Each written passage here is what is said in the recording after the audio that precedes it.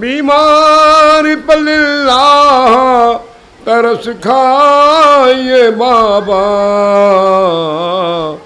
مت جائیے بابا میرے، مت جائیے بابا، بیٹی کو یوں تنہائی میں چھوڑا نہیں کرتے، بیمار کا دل اس طرح توڑا نہیں کرتے، تڑپی ہوں بہت اور نہ تڑپائیے بابا، مت جائیے بابا میرے، مت جائیے بابا، بیمار پر اللہ ترس کھائیے بابا، مت جائیے بابا میرے، مت جائیے بابا، ناقے پہ چلے آپ میں پیدل ہی چلوں گی، بیمار ہوں پر آپ کی خدمت میں کروں گی، خدمت کے لیے ساتھ میں لے جائیے بابا، مت جائیے بابا میرے، مت جائیے بابا، بیمار پر اللہ ترس کھائیے بابا، مت جائیے بابا میرے، مت جائیے بابا، معذرت لیلا کی نشانی کی قسم ہے، بھیا علی اکبر کی جوانی کی قسم ہے، کیوں چھوڑ کے جاتے ہیں یہ بتلائیے بابا، مت جائیے بابا میرے، مت جائیے بابا، کیوں چھوڑ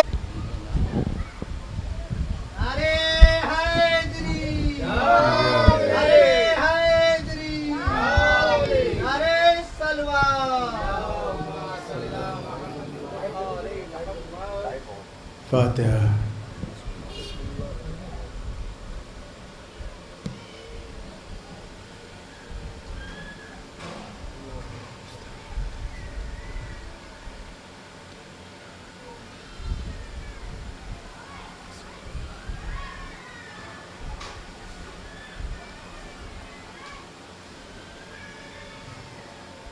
لا حول ولا قوة إلا بالله العلي العظيم.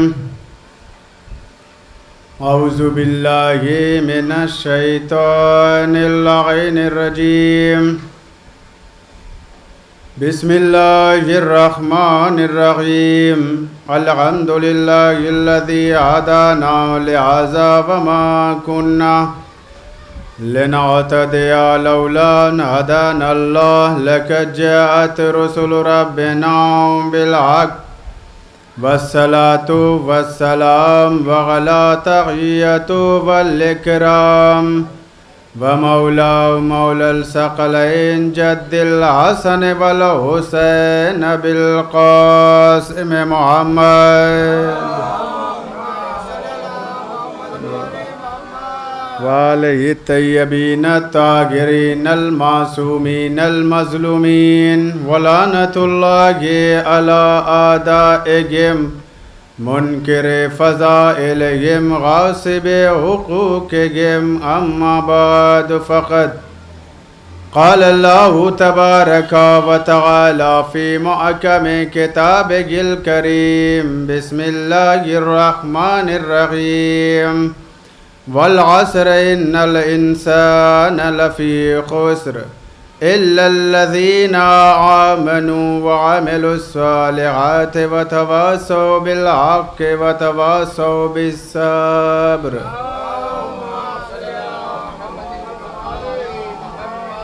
عزیزان محترم بزرگان ملت، मोहतरम सामिन करम, ये मजलिस बउनवान मजलिस इमाम हुसैन है और मजलिस में कोई ज़रूरी नहीं है कि एक बहुत बड़ा मजमा हो, कसीर तादाद हो तो मजलिस कामयाब होती है, बल्कि ये देखा जाता है कि मजलिस का उन्वान क्या है, मकसद क्या है और मजलिस की निस्बत क्या है।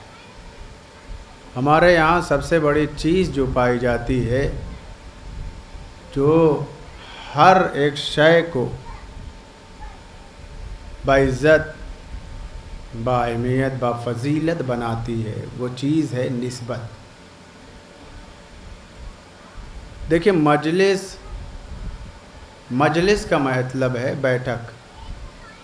मजलिस के असल माने अगर आप देखेंगे तो बैठक यानी एक जगह लोग जमा होके बैठ जाएं, उस बैठने को मजलिस कहते हैं।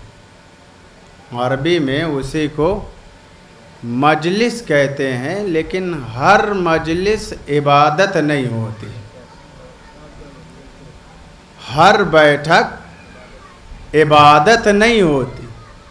अभी इतने ही सारे लोग अगर कहीं बाहर जमा होकर बैठ जाएं एक जगह, तो वो बैठना जो है इबादत नहीं। हम मजलिस आदत की बुनियाद पर नहीं करते, हम मजलिस इबादत की बुनियाद पर करते हैं। हम मजलिस को आदत समझकर नहीं करते हैं, हम मजलिस इबादत समझकर करते हैं।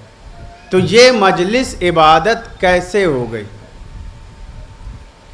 कौन ऐसी शय है कि जिसने हमारी इस बैठक को इबादत बना दिया? कोई तो चीज़ है, कोई तो निस्बत है जिसने हमारी बैठक को इबादत बना दिया। लोग चौराहे पर भी जमा होते हैं, लोग होटलों में भी जमा होते हैं, लोग मीटिंग में भी जमा होते हैं, लेकिन ये बताइए कि चौराहे पे बैठना इबादत है? कहा नहीं, चौराहे पे बैठना इबादत नहीं है। तो फिर ये बताइए होटलों में जमा होकर बैठ जाना इबादत है? कहा नहीं, वो भी इबादत नहीं है। फिर ये बताइए कि बहुत सारे लोग जमा होकर किसी बात पर बहस करें, क्या ये इबादत बन जाएगी? कहा नहीं, ये भी इबादत नहीं। फिर इबादत क्या है? सलवात पढ़ ले मोहम्मद और आले मोहम्मद पर। कहा फिर ये बैठना हमारा इबादत कैसे? कहा कि ये बैठना कोई आम बैठना नहीं है, बल्कि इस बैठने में एक चीज पाई जाती है जिसके लिए हम बैठे हैं।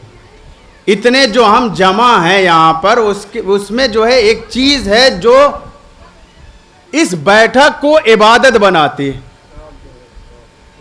वही एक चीज है जो इस बैठक को इबादत बनाती है। कहा वो क्या है? कहा वो चीज वो है कि जिसकी वजह से नमाज है, जिसकी वजह से दीन है, जिसकी वजह से शरीयत है। अगर वो ना होता तो फिर इस दुनिया में कुछ भी ना होता। उसकी वजह से हर एक बैठक इबादत नहीं, लेकिन हमारी बैठक इबादत हो जाती है। क्यों हो जाती है? क्योंकि इसमें निस्बत पाई जाती है इमाम हुसैन की। ये बैठक ऐसी नहीं है, हम ये कह के बुलाते हैं कि आओ मजलिसे इमाम हुसैन में। इसका मतलब है ये कोई आम मजलिस नहीं है, बल्कि मजलिसे इमाम हुसैन है।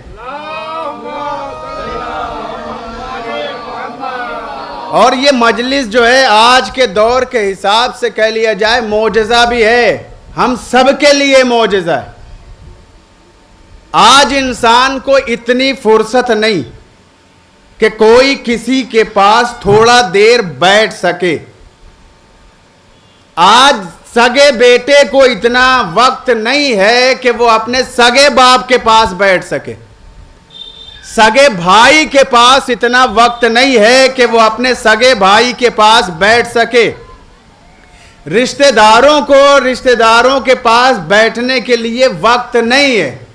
تو اس لحاظ سے بھی یہ مجلس معجزہ ہے، کیونکہ کم از کم آدھا گھنٹہ 1 گھنٹہ ہم سب ایک جگہ جمع ہو کر بیٹھتے ہیں نام حسین پہ ہی. صحیح صلوات پڑھے محمد اور آل محمد. ایک دوسرے کے پہلو میں بیٹھتے ہیں. یہ مجلس جو ہے بہت معتبر چیز ہے.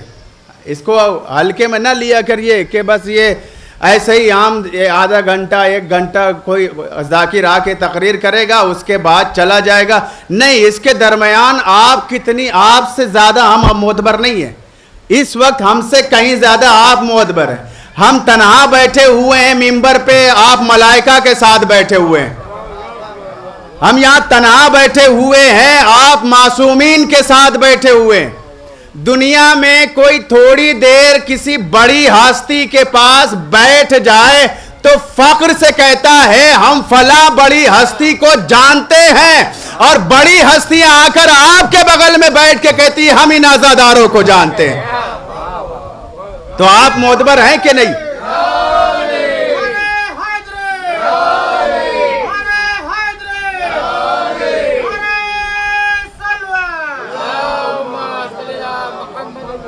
اس لحاظ سے بھی دیکھ لیں اگر کہ یہاں پر کتنی بڑی بڑی ہستیاں آتی.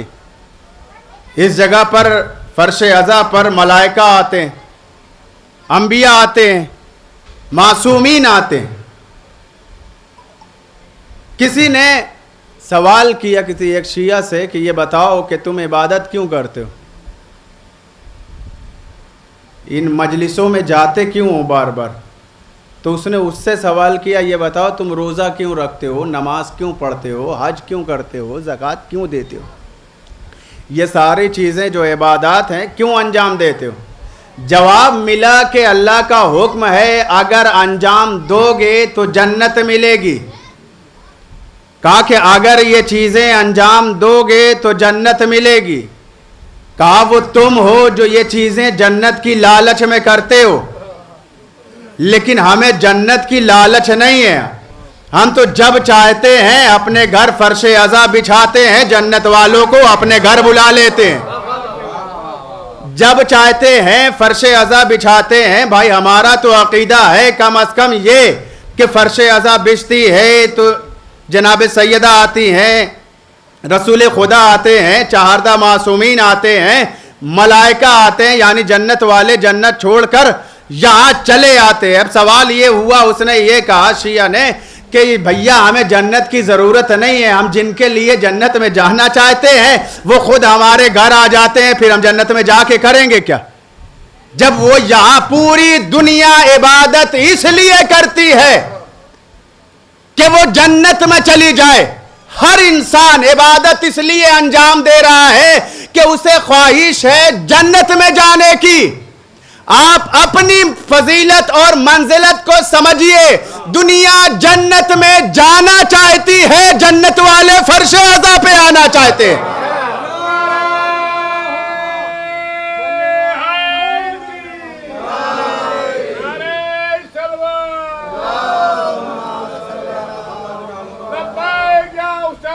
لبیک یا حسین، لبیک یا حسین، لبیک یا حسین. اللہم صلی علی محمد والے. مولا سلامت رکھے آپ کو. یہ جنت ہے، جنت کا حصہ ہے. ایسے ہی نہیں جنت والے جنت چھوڑ کے کسی عام. دیکھیے ہر انسان، اگر کوئی عام انسان دنیا کا جو ہے اگر کسی بلند مقام پہ پہنچ جائے، بلند درجے پہ پہنچ جائے، اس سے کہا جائے کہ تم پستی پہ جاؤ، اس سے کہا جائے پستی پہ جاؤ، وہ آئے گا؟ نہیں آئے گا.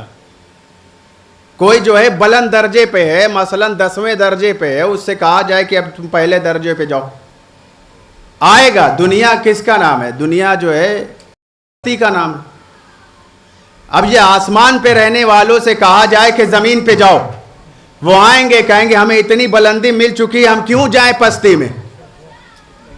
لیکن دیکھیے دنیا کو جنت سے بھی کہیں اعلیٰ بنا دیتا ہے یہ فرش اعظم، کہیں اعلیٰ۔ اسی لیے تو اعلیٰ پہ رہنے والے، منزل بلندی پہ رہنے والے اپنی بلندی چھوڑ کر اس پستی پہ آتے ہیں، پستی سمجھ کر نہیں آتے ہیں، بلکہ دنیا کے جتنے اعلیٰ علیین ہیں جن کے لیے خدا نے کہا تھا کہ تم نے اپنے آپ کو بڑوں میں سمجھ لیا ہے، تو اس نے کہا بڑوں میں ہم نے نہیں سمجھا ہے۔ اس کا مطلب کوئی ذات وہاں موجود تھی جو بڑوں میں تھی، جب وہ ذات آسمان چھوڑ کر فرش عزا پہ آنے لگی تو سب بلند درجے والے آسمان چھوڑ چھوڑ کے فرش عزا پہ آنے لگے۔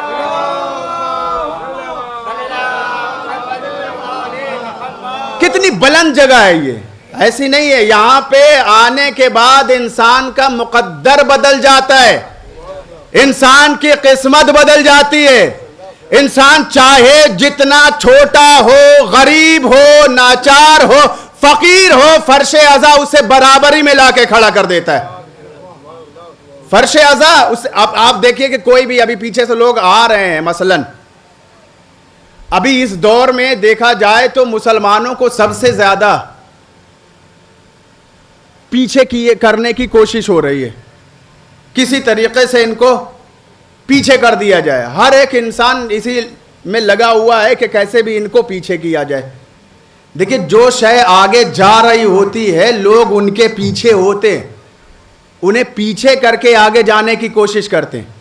لیکن فرش عزا ہمیں یہ سکھاتا ہے کہ آگے والوں کو پیچھے کر کے آگے جانے کی کوشش نہ کرو، آگے جانا چاہتے ہو تو آگے والوں کو بڑھا کے آگے جانے کی کوشش کرو۔ یہ ہمیں فرش عزا سکھاتا ہے۔ ابھی ہر آنے والا جہاں پوری دنیا آپ کو پیچھے کرنا چاہتی ہے، فرش عزا آپ کو آگے دیکھنا چاہتا ہے۔ ہر آنے والا جو بھی آئے گا وہ پیچھے بیٹھے گا تو آگے والے سے کہے گا تھوڑا اور آگے بڑھو۔ وہ یہ نہیں کہے گا کہ پیچھے آؤ ہمیں آگے جانا، نہیں، بلکہ کیا کہتا ہے؟ تھوڑا اور آگے بڑھو، ہمیں بھی آگے بڑھنا ہے، تھوڑا اور آگے بڑھو، ہمیں بھی آگے بڑھنا ہے۔ اس کا مطلب کیا ہے؟ امام حسین اپنے شیعوں کو پیچھے دیکھنا نہیں چاہتے، بلکہ امام حسین یہ چاہتے ہیں کہ ہمارا شیعہ ہر میدان میں آگے نظر آئے، ہمارا شیعہ ہر میدان میں آگے نظر آئے، وہ پیچھے نہ جائے، آگے رہے۔ اس لیے ہمارے یہاں کہا جاتا ہے کہ آگے بڑھیے، آگے بڑھیے، یعنی آپ ہر میدان میں کوشش کریے کہ ہم آگے بڑھیں۔ یہ فرش عزا ہے، بڑی معتبر جگہ ہے۔ یہاں آنے کے بعد انسان کی قسمت بدل جاتی ہے۔ آپ دیکھیے فرش عزا قسمت کیسے بدلتا ہے۔ یہاں پہ بیٹھنے والا مجلس کا جو کرا رہا ہوتا ہے وہ چاہے جتنا بھی غریب ہو، مجلس میں آنے والے چاہے جتنے بھی امیر ہو، وہ سال بھر دوسروں کے سامنے ولو ہاتھ پھیلاتا رہا ہو، لیکن یہ مجلس امام حسین کی دین ہے۔ جو سال بھر اسے دے رہے ہوتے ہیں وہ مجلس کے بعد اس کے سامنے ہاتھ پھیلائے کھڑے ہوتے ہیں، اس کے سامنے ہاتھ پھیلا کے کہتے ہیں ہمیں دے دو، ہمیں دے دو، ہمیں دے دو۔ یہ معجزہ نہیں تو اور کیا ہے؟ امام حسین یہی بتانا چاہتے ہیں کہ دنیا میں کوئی غریب نہیں ہے، حقیر نہیں ہے، کسی کو حقیر نہ سمجھو۔ فرش عزا پہ آنے کے بعد انسان بلندی پاتا ہے۔ بڑے سے بڑا بھی فرش عزا پہ آتا ہے وہیں بیٹھتا ہے، غریب سے غریب بھی فرش عزا پہ آتا ہے تو وہیں بیٹھتا ہے۔ اور یہی ایک در وہ ہے کہ جہاں پر کسی کو منع نہیں کیا جاتا کہ آپ نہیں آ سکتے، آپ نہیں آ سکتے، حالانکہ اللہ کے گھر میں قید ہے، اللہ کے گھر میں قید ہے کہ فلاں نہیں آ سکتے، فلاں نہیں آ سکتے، قید ہے۔ کون جائے گا؟ کہ صرف مسلمان۔ لیکن یہاں پہ وہ بھی قید نہیں ہے، یہاں پہ جس کا جی چاہے وہ امام حسین کے در پہ آ جائے۔ کوئی منائی ہے؟ کوئی باہر کھڑا ہوتا ہے منع کرنے کے لیے آپ کون ہیں، کہاں سے آئے ہیں، کوئی نام پتہ یہ سب کوئی پوچھنے کے لیے کھڑا نہیں ہوتا.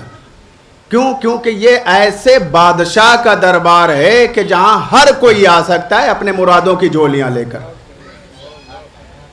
بس صدق دل سے آنے کی ضرورت، سچے دل سے آئیے. یہاں پر کوئی قید نہیں ہے. یہاں پر سکھ آئے، عیسائی آئے، ہندو آئے، یہودی آئے، مجوسی آئے، جس کا جی چاہے وہ آئے. یہاں پہ کوئی قید نہیں ہے. کیوں آتے ہیں؟ اچھا یہ لوگ آپ یہاں پہ دیکھیں، صرف شیعہ نہیں آتے. صرف امام حسین صرف جو ہے شیعوں پہ تو نہیں ہے.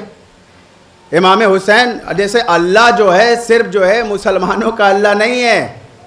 یہ نہ سوچئے گا کہ ہم ہی لا الہ الا اللہ کہتے ہیں تو اللہ صرف ہمارا ہے. نہیں، اللہ کو کوئی مانے تب بھی اللہ اس کا ہے، اللہ کو نہ مانے تب بھی اللہ اس کا ہے.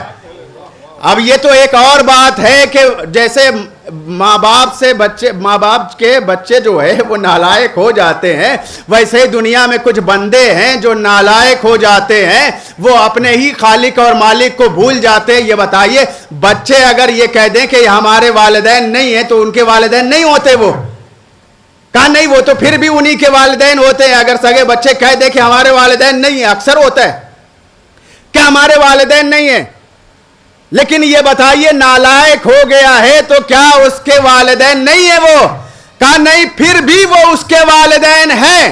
کہا اسی طریقے سے اگر اللہ کا کوئی بندہ نالائق ہو کر کہہ دے ہم اس اللہ کو نہیں مانتے جن کو مسلمان مانتے ہیں، تو کوئی اللہ پہ فرق پڑنے والا نہیں ہے.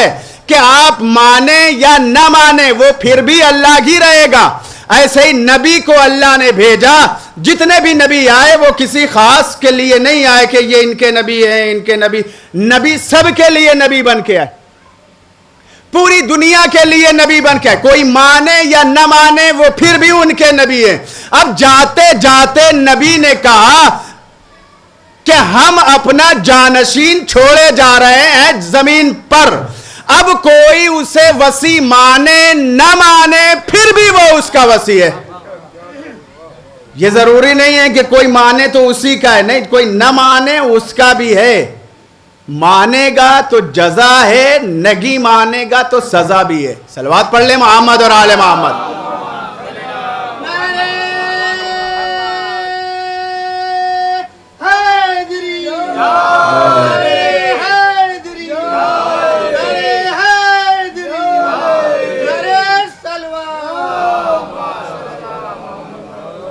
یہ فرش عزا بڑی معتبر جگہ ہے. یہاں کسی کو بھی منع نہیں کیا جاتا. کوئی بھی آئے، اور آنے والوں سے اکثر لوگ یہ کہتے بھی ہیں اور یہ پوچھتے بھی ہیں کہ بھیا آپ کہاں جا رہے ہیں. مثلا کوئی ہندو آ رہا ہو تو اس سے کہتے ہیں آپ کیوں جا رہے ہیں؟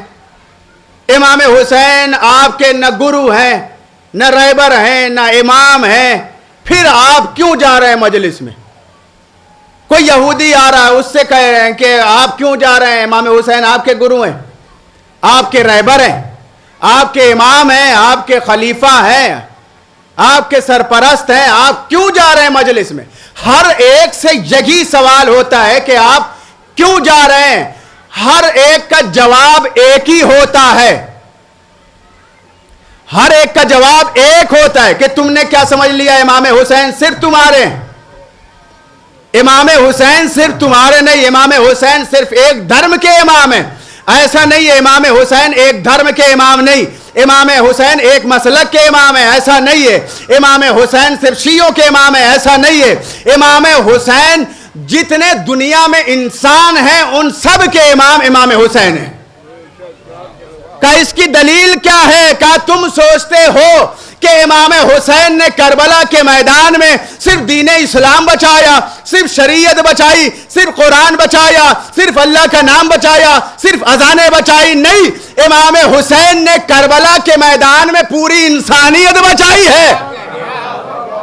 امام حسین نے کربلا کے میدان میں پوری انسانیت بچائی ہے. کہا جس کا بھی رشتہ انسانیت سے ہوگا وہ اپنا گرو امام حسین کو مانے گا، اور جس کا رشتہ انسانیت سے نہ ہو وہ تو کسی کو بھی اپنا امام اور ہادی بنا سکتا ہے.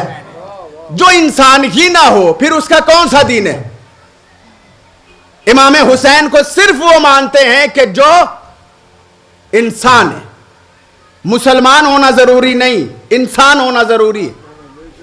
اگر انسان ہے تو امام حسین کو مانے گا، اور اگر انسان ہی نہیں ہے تو پھر اس کا نہ کوئی دین ہے، نہ دھرم ہے، نہ مذہب ہے، کچھ بھی نہیں ہے. پھر کیا بھروسہ اس کا؟ سب سے پہلے ہر ایک دین مذہب یہی سکھاتا ہے کہ انسان بنو. جب تم انسان بن جاؤ گے تب تمہارے دل میں دماغ میں کہیں جا کے کوئی دین آئے گا، شریعت آئے گی، پھر کہیں تم جا کے اپنا رہبر چنو گے. لیکن جب تمہارا کوئی تعلق ہی نہیں ہے انسانیت سے تو جانور کا کوئی دین تو نہیں ہوتا. جانور کا کوئی دین نہیں ہوتا. ہو بھی تو کس کو پتہ ہے، وہ بھی جانے یا نبی جانے یا معصوم جانے کہ وہ کس دن پہ. امام حسین، مجلس امام حسین، دیکھیے ہونا یہ ہے کہ مجلس میں اب مثلا یہاں مجلس ہو رہی ہے، کسی نے کسی کو دعوت نہیں دی، اتنے لوگوں کو جمع کر لینا یہ بھی کوئی عام بات نہیں ہے. آپ جو ہے کہیں دور جا کر موضوع کچھ اور رکھ کر یہ کہہ دیں کہ یہاں پر بھی مجلس ہے، لیکن عنوان نہ بتائیں کہ مجلس کیسی ہے. اتنے لوگ آپ کو نہیں ملیں گے. یہ جو جمع ہوئے ہیں کسی ایک کے نام پہ نہیں، بانی مجلس کے نام پہ جمع نہیں ہوئے ہیں. اتنے لوگ جمع ہوئے ہیں امام حسین کے نام پر، یہی ثبوت دینے کے لیے کہ جو بھی امام حسین کے دامن کو تھامے رہے گا انسان رہتے دنیا تک اسے انسان مانتا رہے گا. صلوات پڑھیں محمد اور آل محمد پر.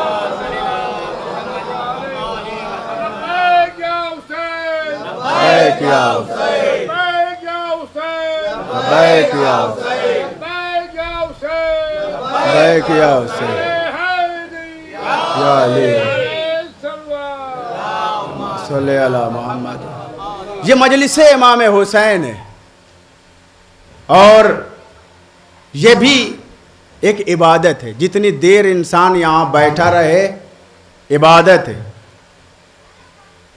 یہاں خاموشی کے ساتھ بھی اگر بیٹھا رہے، کچھ نہ بھی بولے، صرف بیٹھ کے سنتا رہے تب بھی عبادت ہے. اور کہیں ایک بھی درود اگر پڑھ دیا، زیادہ کی قید نہیں لگائی گئی ہے، ایک بھی اگر سچے من سے پڑھ دیا تو پھر یہ سمجھ لیں ساری کی ساری عبادت ایک طرف، یہ درود آپ کا ایک طرف کھڑا ہوگا. محشر کے میدان میں جب آپ کے اعمال تلے جائیں گے، جب اعمال کا پلہ ہلکا ہونے لگے گا، وہ پلہ کہ جس میں نماز بھی ہے، جس میں روزہ بھی ہے، جس میں حج بھی ہے، جس میں خیرات بھی ہے، جس میں صدقات بھی ہے، جب پھر بھی پلہ ہلکا ہو رہا ہوگا، اوپر جا رہا ہوگا تو بندہ کہے گا، فرشتے کہیں گے پروردگار یہ تو نمازی ہے، پروردگار یہ تو روزے دار ہے، یہ خیرات ادا کرنے والا ہے، پھر بھی اس کا پلہ ہلکا ہو رہا ہے. اللہ کہے گا وہ عبادت لے کر آؤ کہ جو یہ مجلس میں بیٹھ کے پڑھا کرتا تھا. اللہ وہ عبادت کیا ہے؟ کہا وہ محمد اور آل محمد پہ درود صرف ایک رکھا جائے گا، پلہ نیچا ہو جائے گا، یعنی پلہ بھاری ہو جائے گا.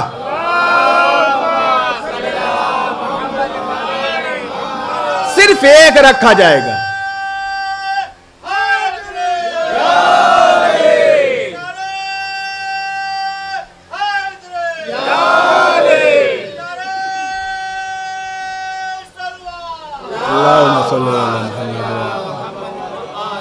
یہ درود کی طاقت ہے.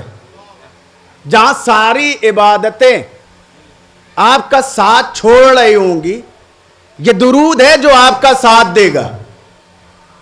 اور یہ بھی جان لیں ساری عبادتوں میں شامل بھی ہے. چھوڑ کے آپ چاہیں عبادت کریں نہیں ہوگی، شامل کرنا ہی پڑے گا، ورنہ آپ کی عبادت آپ ہی کے منہ پہ ماری جائے گی. کہا جس عبادت میں محمد اور آل محمد نہ ہو وہ عبادت نہیں ہے. اگر آپ چاہتے ہیں آپ کا اعمال جو ہے عبادت بن جائے تو پھر محمد اور آل محمد کو شامل کرنا پڑے گا. دنیا میں مانے یا نہ مانے بعد میں جا کر سمجھ میں آ جائے گا. کاش ہم ان کا دامن تھام لیتے. ہر ایک نے آپ کا ساتھ یہاں تک دینے کو کہا ہے. کسی نے یہ نہیں کہا کہ ہم قبر میں بھی آئیں گے, محشر میں بھی آئیں گے, صراط پہ بھی آئیں گے, کوثر پہ بھی آئیں گے. صرف اہل بیت ہیں جنہوں نے کہا ہے پریشان نہ ہونا. دنیا نے اگر مشکلات میں گھیرا ہے ہمیں بلانا, پریشانیوں میں مبتلا ہو ہمیں بلانا, کسی دقت میں ہو ہمیں بلانا, قبر میں جانا ہمیں یاد کرنا, محشر میں ہونا ہمیں یاد کرنا, صراط پر ہونا ہمیں یاد کرنا. یہ دعوے وہی کر سکتا ہے کہ جو زمین سے زیادہ آسمان کے راہوں کو جانتا ہو. ورنہ لوگ تو زمین کے راستوں کو نہیں جانتے, آسمان کے راستوں کو کیا جانے. یہاں صحیح سے ساتھ نہیں دے سکتے, وہاں ساتھ کیا دیں گے. یہ تو وہی آ سکتا ہے نا کہ جسے جہاں پر بھی بلایا جائے وہ آ جاتا ہے. لوگ تو کہتے ایک علی اتنی جگہ کیسے آ سکتا ہے. آپ کہتے کوئی یہاں گرے علی کو بلایا یا علی مدد, وہ آ گئے. کہا کچھ دور گرا, ایک ہی وقت میں بلایا یا علی مدد, آ گئے. کچھ شہر سے باہر گرے, مشکل میں پریشانی میں آئے, یا علی مدد, آ گئے. کچھ اور دور پریشانی میں آئے, ملک سے باہر چلے جائیے. ایک ہی وقت میں جمع ہو جاتے. پاگل ہو گئے ہو, ایک علی اتنے جگہ پر ایک ہی وقت میں کیسے آ جاتا ہے. کہا ملک الموت کا نام سنا ہے. کہا ہاں سنا ہے. ایک یہاں مرے کون روح قبض کرنے آئے گا. کہا ملک الموت. اسی وقت میں تھوڑا دور پہ کوئی دنیا سے جائے کون آئے گا. کہا ملک الموت. کہا شہر سے باہر کوئی اسی وقت میں مرے کون آئے گا. کہا ملک الموت. کہا کہ ملک سے باہر اسی وقت میں کوئی مرے کون آئے گا. کہا ملک الموت. کہا نوکر کے آنے پر یقین ہے, مالک کے آنے پر یقین.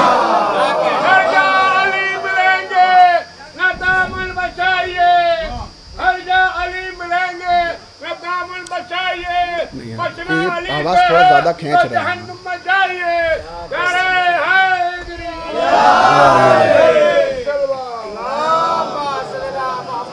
نوکروں پہ اتنا یقین ہے کہ ہر جگہ وہ آ جاتے ہیں روح قبض کرنے کے لیے, تو کیا مولا نہیں آ سکتے. رازق کون ہے. کہا اللہ. موت دینے والا کون ہے. اللہ. حیات دینے والا کون ہے. اللہ. یہ بتائیے موت دینے اللہ خود آتا ہے. نہیں, خود اللہ نہیں آتا. رزق دینے اللہ آتا ہے. نہیں. روایات میں بھی یہ رزق تقسیم کون کرتا ہے. اپنا عقیدہ تو بیان کریں. مولا علی. ایک شام کے رہنے والے نے جب یہ سنا کہ مولا علی رزق بانٹتے ہیں, وہ آیا. آنے کے بعد کہتا ہے یا علی آپ رزق تقسیم کرتے ہیں. مولا نے کہا ہاں. یہ بھی کہنا کہ مولا علی رزق بانٹتے ہیں, یہ بھی مولا علی پہ زیب نہیں دیتا. رزق تو مولا علی کے نوکر بانٹتے ہیں, مولا تو صرف اشارہ کرتے ہیں. آنے کے بعد کہا یا علی اگر کسی انسان کو کسی گھر میں بند کر دیا جائے, فرض کیجئے, مولا سے کہہ رہا ہے فرض کیجئے کہ ہم نے ایک انسان کو ایک گھر میں بند کر دیا, دروازہ لگا دیا, تالا بند کیا, چابی اپنے پاس رکھ لی, اور اس گھر میں ایک چینٹی بھی نہیں جا سکتی, ایک سوئی بھی نہیں جا سکتی. مولا یہ بتائیے کہ کیا رزق اس تک پہنچے گا. وہ سوچ رہا تھا کہ بہت بڑا سوال کر لیا, لیکن یہ نہیں پتا تھا کس سے کیا ہے. بہت بڑا سوال, لیکن کس سے کیا یہ نہیں پتا. اسی کے سوال میں جواب دیا. مولا مسکرائے اور مسکرانے کے بعد کہتے ہیں یہ بتا کہ اگر اسی حالت میں اسے موت آ جائے تو. سوال پہ سوال ہے لیکن اسی میں جواب ہے.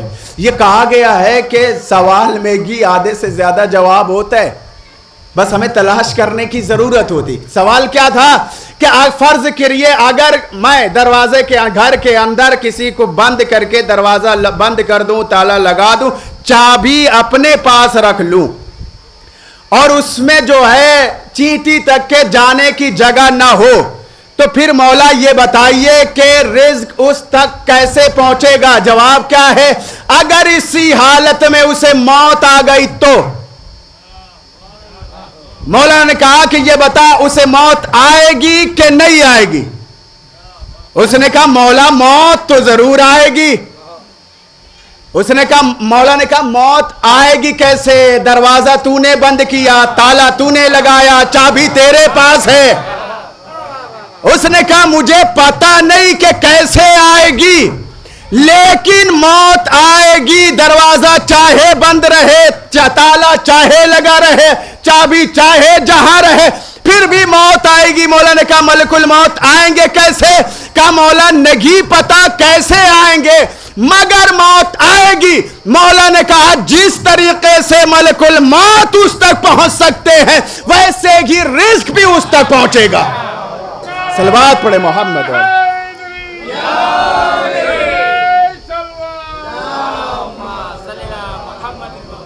اس لیے کہ رزق دینے والا اللہ ہے، پہنچانے والے مولا کائنات، کوئی روک نہیں سکتا۔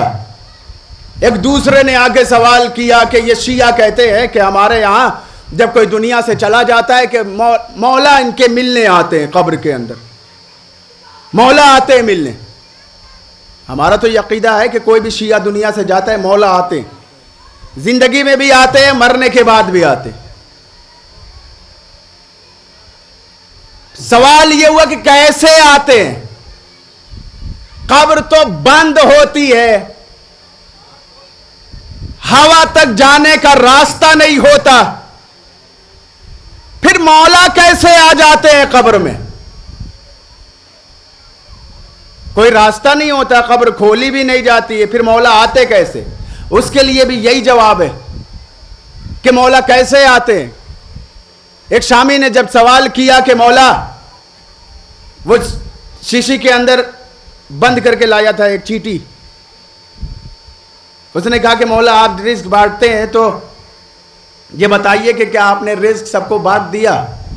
واقعہ بہت لمبا چوڑا ہے لیکن پورا نہیں پڑھنا، بس جواب دینا ہے کہ مولا قبر میں کیسے آتے ہیں۔ کہنے لگا مولا کیا آپ نے سب کو رزق تقسیم کر دیا؟ مولا نے کہا ہاں کر دیا۔ وہ پھر کہتا ہے مولا غور کر لیجئے سب تک پہنچ گیا؟ مولا نے کہا ہاں پہنچ گیا۔ اس نے کہا پھر مولا غور کر لیجئے۔ مولا نے کہا تیرے ہاتھ میں انگلی کتنی ہے؟ اس نے کہا کہ دونوں ملا کے 5۔ مولا نے کہا غور کر لے، کہا 5 ہی ہیں۔ پھر کہا غور کر لے، کہا مولا کیا غور کروں، ہر وقت نگاہوں کے سامنے رہتی ہے۔ اس مولا نے کہا کہ ایسے ہی پوری دنیا علی کے نگاہوں کے سامنے رہتی ہے، ایسے ہی پوری دنیا علی کے نگاہوں کے سامنے رہتی ہے۔ تو یہی جاننا چاہتا ہے نا کہ شیشی جو بند کر کے لایا ہے اس میں جو چیٹی ہے اس تک رزق پہنچا ہے کہ نہیں پہنچا؟ اس نے کہا جی مولا، کا کھول کے دیکھ پہنچا کہ نہیں؟ اب جو اس نے کھولا تو اس میں اس کا رزق موجود تھا۔ سوال کیا ہے کہ مولا قبر میں کیسے آتے ہیں؟ جواب یہ ہے کہ یہ بتاؤ رزق جب مولا نے چیٹی تک پہنچایا تو شیشی کھولی تھی؟ کہا نہیں کھولی نہیں۔ کہا پھر شیشی پھوڑی تھی؟ کہا نہیں پھوڑی بھی نہیں۔ کہا پھر چٹکائی تھی؟ کہا وہ بھی نہیں کیا۔ پھر رزق پہنچا کیسے؟ کہا یہ تو قدرت ہے کہ پہنچ گیا رزق۔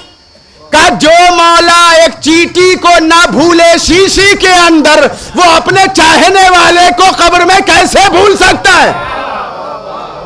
جو بغیر شیشی کھولے چیٹی کی غذا چیٹی تک پہنچا دے، وہ بغیر قبر کھولے بھی اپنے چاہنے والوں سے ملنے آ سکتا ہے۔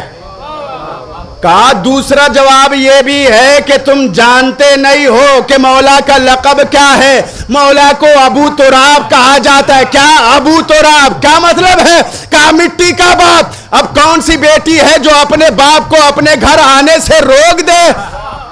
یہ تو ابو تراب ہے، کسی بھی راستے چاہے اپنے چاہنے والوں سے ملنے آ جائے. صلوات پڑھے محمد اور آل محمد پر.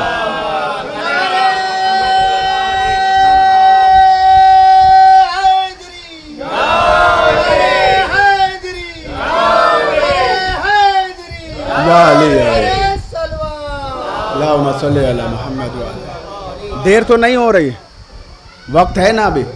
پھر سے صلوات پڑھ لیں محمد اور آل محمد.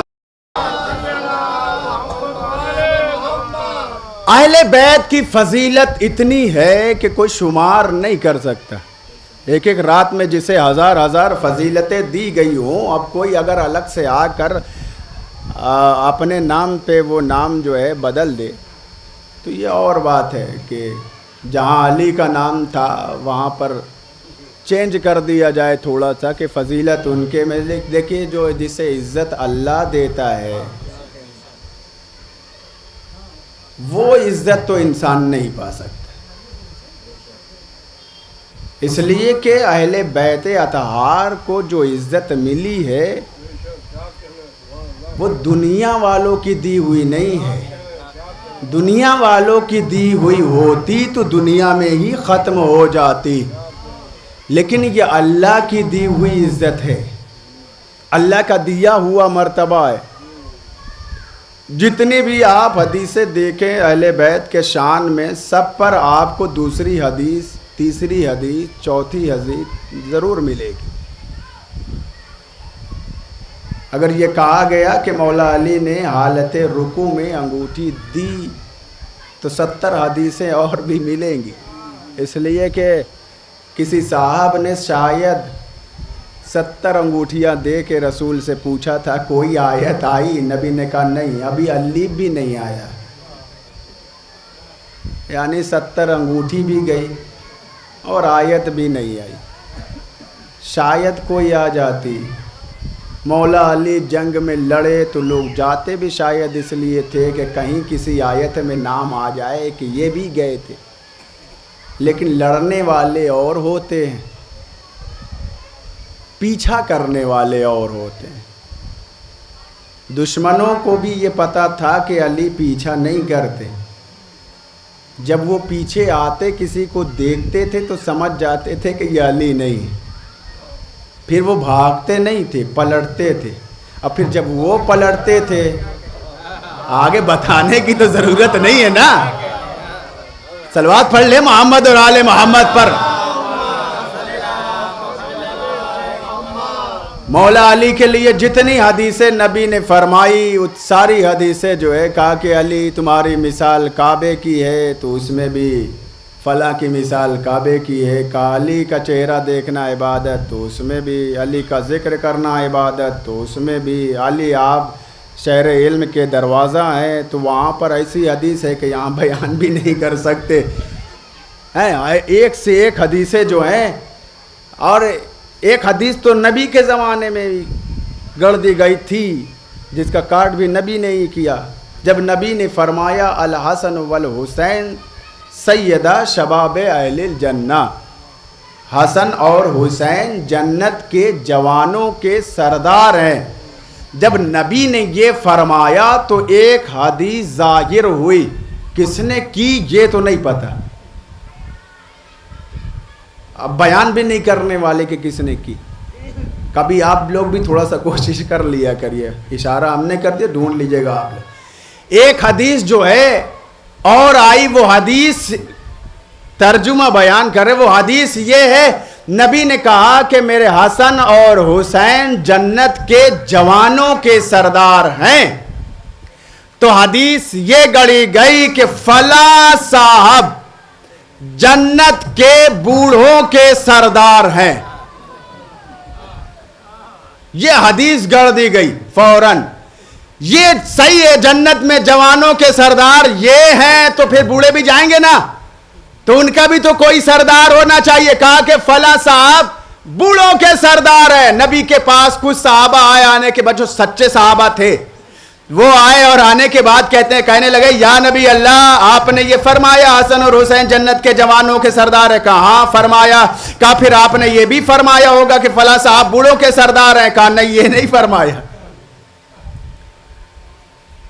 کہا یہ نہیں کہا، بس یہ کہا ہے کہ حسن اور حسین جنت کے جوانوں کے سردار ہیں. کہا پھر شور تو اٹھ رہا ہے کہ فلاں صاحب بوڑھوں کے سردار ہیں. نبی نے کہا جنت میں کوئی بوڑھا جائے گا ہی نہیں.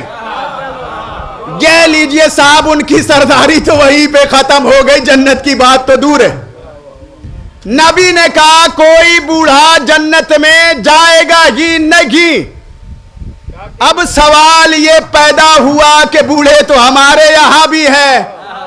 بوڑھے بزم نبی میں بھی بیٹھے ہوئے تھے، ایک سے ایک بوڑھے تھے جناب.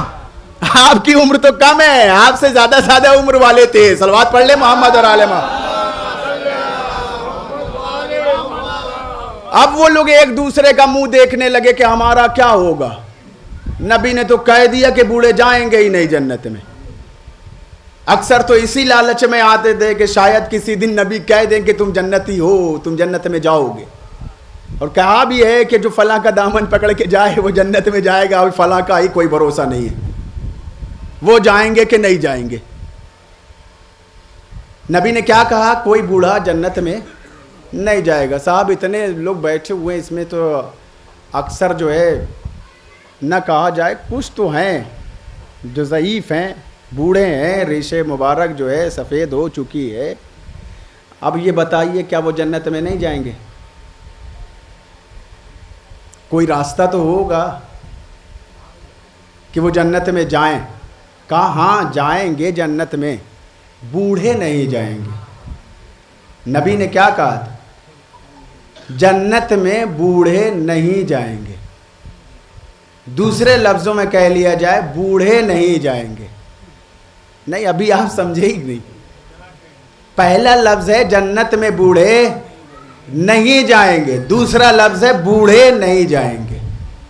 پھر کہا جائیں گے جوان ہو کے جائیں گے. اب یہاں سوال یہ ہوا کہ 60 70 80 90 100 کچھ لوگ اور بھی پار کر گئے، وہ جوان کیسے ہو جائیں گے؟ کوئی ثبوت ہے؟ کہا ہاں ہم بغیر ثبوت کے بات ہی نہیں کرتے جناب. اگر ثبوت نہ ہو تو بات نہیں کرتے. ہمیں تو یہ پتا ہے بغیر ثبوت اور دلیل کے معجزے کے لوگ نبی کی بات نہیں مانتے تھے، ہماری کیا مانیں گے؟ بغیر ثبوت کے معصومین کی بات نہیں مانی گئی تو پھر ہماری کیسے مانی جائے گی؟ کیا ثبوت ہے؟ کیا تاریخ میں ایک واقعہ ملتا ہے، وہ واقعہ ہے زلیخا کا، ہے کہ نہیں تاریخ میں؟ کہا ہاں تاریخ میں موجود ہے. کہا پھر آپ نے پڑھا ہوگا کہ ایک دن جب زلیخا بوڑھی ہو چکی تھی تو زلیخا کی جوانی پھر سے پلٹی. سنا ہے کہ نہیں؟ کہا ہاں ہم نے سنا ہے کہ زلیخا کی جوانی پلٹی. اب مسئلہ یہ ہے کہ جوانی پلٹی کیسے؟ ایک دن جناب یوسف نے کہا اے زلیخا یہ بتاؤ کہ تم ہم سے اتنی محبت کیوں کرتی ہو؟ کہ ایک تو آپ کے جیسا ہم نے دنیا میں کسی کو دیکھا ہی نہیں. نبی ہوتا ہی وہ ہے کہ جو دنیا میں ہر فضیلت اور مرتبے میں سب سے بلند ہو، اس کے جیسا دنیا میں کوئی نہ ہو. کہا اے یوسف تمہارا کمال دنیا والوں کے کمال سے الگ ہے، تمہارا جمال دنیا والوں کے جمال سے الگ ہے، تمہاری خوبصورتی دنیا والوں کی خوبصورتی سے الگ ہے. جناب یوسف نے کہا بس تو نے میری خوبصورتی دیکھ کر، میرا جمال دیکھ کر ہم سے محبت کر بیٹھی. کاش کہ تو نے آخری نبی کا زمانہ درک کر لیا ہوتا تو تجھے پتا ہوتا کہ میرا آخری نبی کتنا خوبصورت ہے. زلیخا نے فوراً سوال کیا کتنا خوبصورت؟ جناب یوسف نے کہا بس اتنا سمجھ لے کہ اس نبی کے پسینے کے ایک قطرے کو یوسف کہتے ہیں. نہیں یہ بہت بڑا جملہ تھا، آپ نے آسانی سے سن لیا، اس لیے کہ ہم نے آرام سے پڑھ دیا۔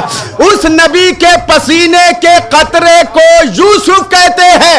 اپنے جیسا نبی کو کہنے والوں، جس نبی کے پسینے کو یوسف کہتے، بھیا ہمارا اور آپ کا پسینہ زمین پہ گرے جراثیم بنتا ہے، نبی کا پسینہ گرے یوسف جیسا حسین بنتا ہے۔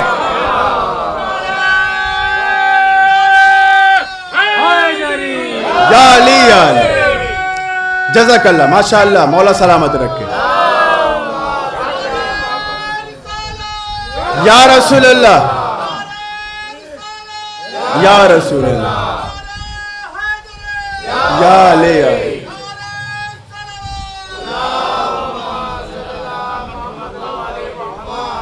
جیسے ہی نبی نے کہا، نبی یوسف نے،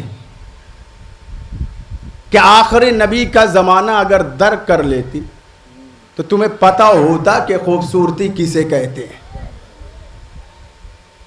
تمہیں یہ پتہ ہو جاتا کہ خوبصورتی اور جمال کسے کہتے ہیں۔ اس کے جیسا کمال کسی کا نہیں، اس کے جیسا معجزہ کسی کا نہیں، اس کے جیسا جمال کسی کا نہیں، اس کے جیسا حسن کسی کا نہیں۔ اب جیسے ہی زلیخا نے یہ سنا اور زلیخا کے دل میں ہمارے نبی کی محبت داخل ہوئی، جیسے ہی زلیخا کے دل میں محمد کی محبت داخل ہوئی، یہ نام بھی بہت پیارا ہے، آپ جتنی مرتبہ کہیں گے نا آپ کے لب آپ کو چومیں گے، آپ کے لب آپ کے ہی لبوں کو چومیں گے، نام اتنا اچھا ہے محمد کا۔ جیسے ہی پہلے محمد کی، جملہ بدل دو، پہلے محمد کی محبت دل میں داخل ہوئی، زلیخا جوان ہونے لگی۔ پہلے محمد کی محبت دل میں داخل ہوئی، اولنا محمد، آخرنا محمد، اوسطنا محمد، کلنا محمد۔ پہلے محمد کی، اول محمد کی محبت کا دل میں داخل ہونا تھا، اترنا تھا، زلیخا جوان ہونے لگی۔ ہم سے سوال کرتے ہو یہ بوڑھے کیوں کیسے جوان ہو جائیں گے؟ اما جب ایک محمد کی محبت زلیخا کے دل میں آ جائے، زلیخا جوان ہو جاتی ہے۔ ہمارے یہاں تو 14 محمد دل میں رہتے ہیں۔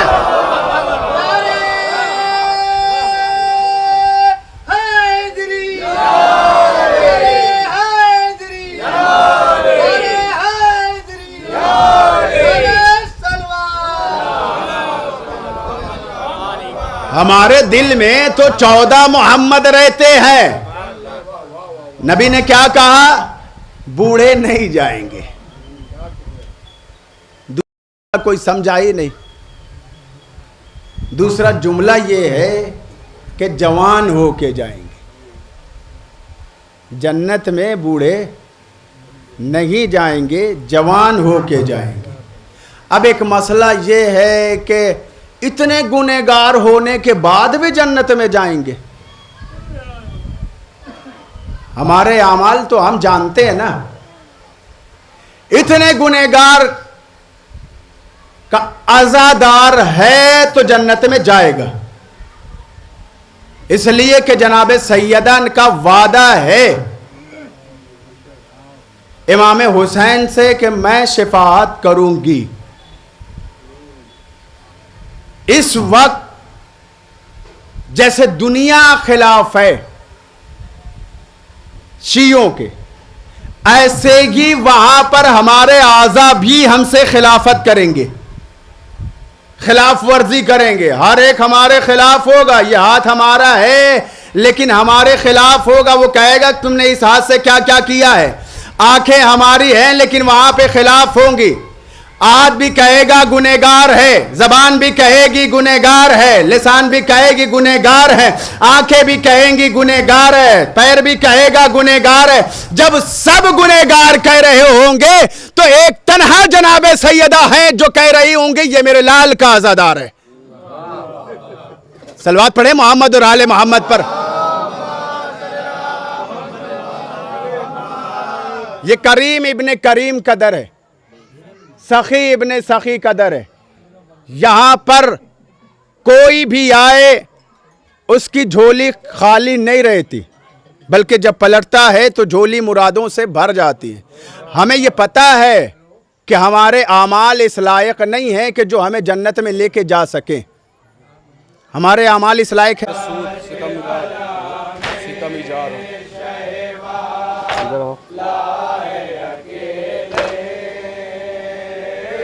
اس دشت بلا میں شہوا ہے اکیلے، ہر سو ستم ایجاد خدا خیر کرے. عاشور کی شب دیتا ہے، عاشور کی شب دیتا ہے.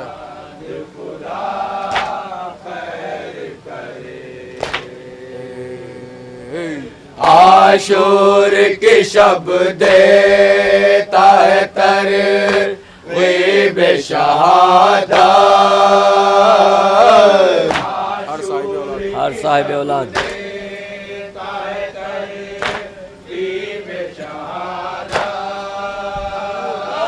عاشور کی شب دیتا ہے ترغیب شہادت، ہر صاحب اولاد خدا خیر کرے. شبیر سے میدان کی رضا. شبیر سے میدان کی رضا مانگ رہے ہیں. اب اکبر ناشا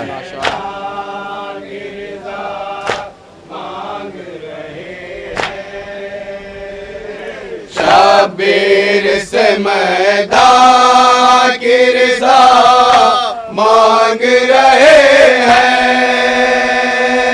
اب اکبر ناشاد خدا خیر کرے.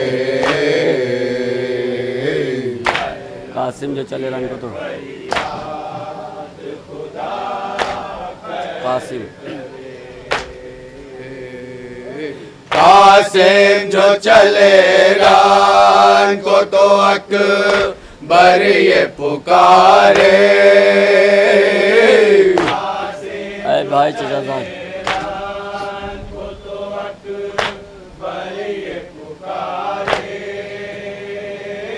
قاسم جو چلے ران کو تو اکبر یہ پکارے.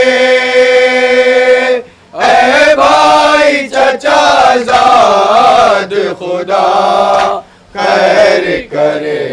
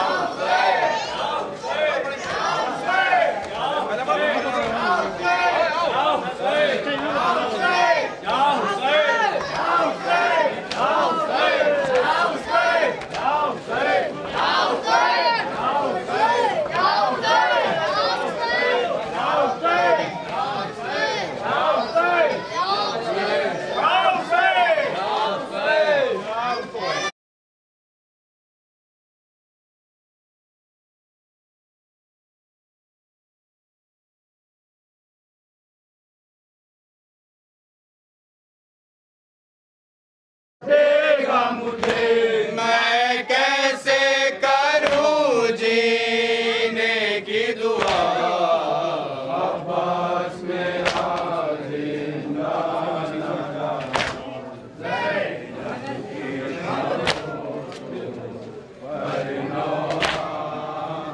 عباس میرا زندہ ایک اور مصیبت آئی ہے دریا پہ شہادت پائی ہے ایک اور مصیبت آئی ہے دریا پہ شہادت پائی ہے پانی کے لیے ایسا بھیجا